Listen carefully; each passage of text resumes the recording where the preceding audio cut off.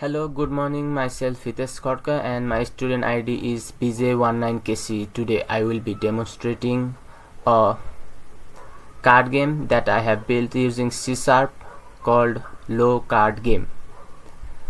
And the goal of the game is to get the lowest score possible, and you will be going head to head against the computer in this game.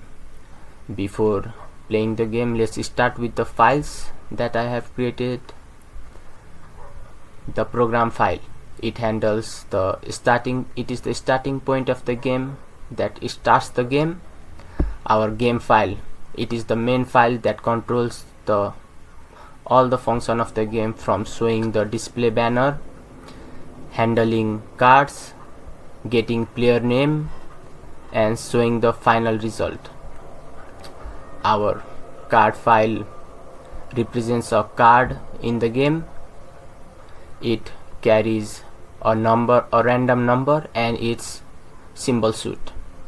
Our deck file, this is where the cards are created, and it gets its random number from 1 to 8 and a random card suit.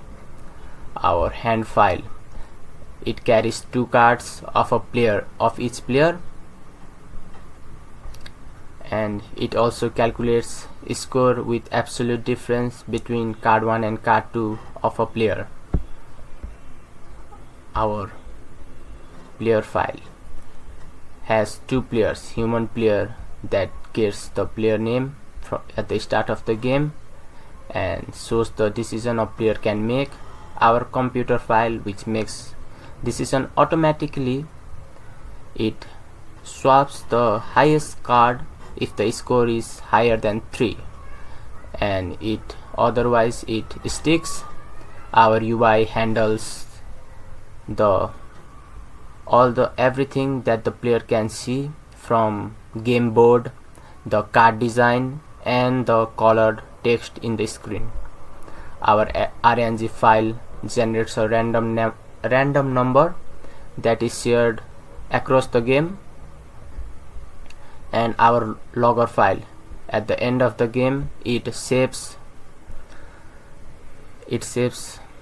the record of the game, from every decision the player and the computer made.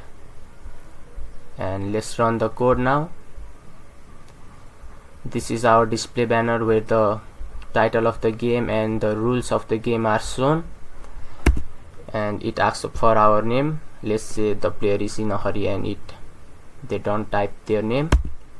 It handles the error and keeps the player to write his name again.